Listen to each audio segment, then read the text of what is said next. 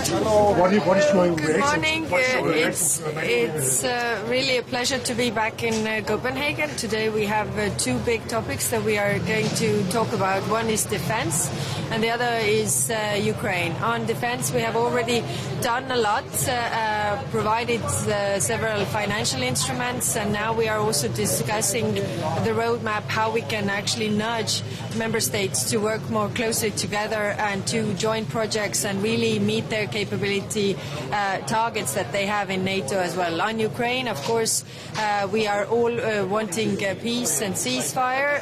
That's why we are putting more pressure on Russia. We have put forward 19th package of sanctions. We are also discussing reparations loan from the frozen assets so that we can really help Ukraine to defend themselves in this difficult situation. And we see Russia clearly escalating with the different types of incursions that they are doing. What's your reaction to the many drone attacks recently? Well, it's of course it's not attributed, but the pattern is very clear that the hybrid attacks across Europe have been really escalating. Like NATO Secretary General Mark Rutte said, it's not hybrid attacks but state-sponsored terrorism, and we need to be very firm to respond to that. Do you suspect Russia being behind it? Well, it is up to the member state to attribute to the evidence. So if Denmark hasn't said that, then I'm not willing to say that either. In terms of building the drone wall, there's a lot of talk about the drone wall right now. Experts say it's going to take a lot of years. Do you think that we are on track of actually building a real defense against drones? Yeah. On Friday we had a very good meeting with the Ukrainians and also the eastern flank member states regarding the drone wall.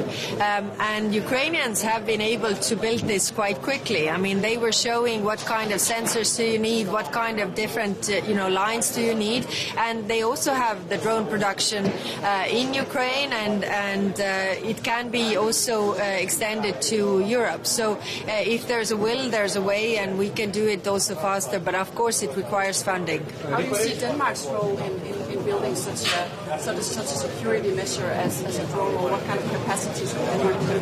Well, Denmark has been instrumental in working together with the Ukraine defense industry and also helping Ukraine defense industry. So I think there is a lot of possibilities to also bring the industry to Europe in different parts of Europe, including Denmark, so that we can, bring the procurement times down, bring the prices down, and really get it up fast.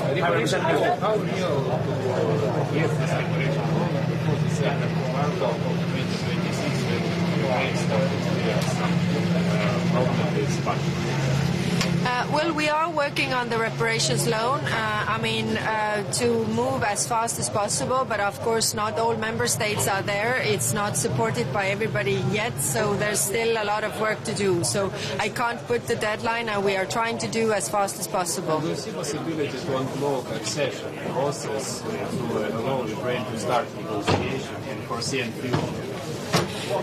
Well, we are working on that as well. That requires also discussion regarding our working methods that is planned also in October in the Foreign Affairs Council, as well as the council that is happening in October.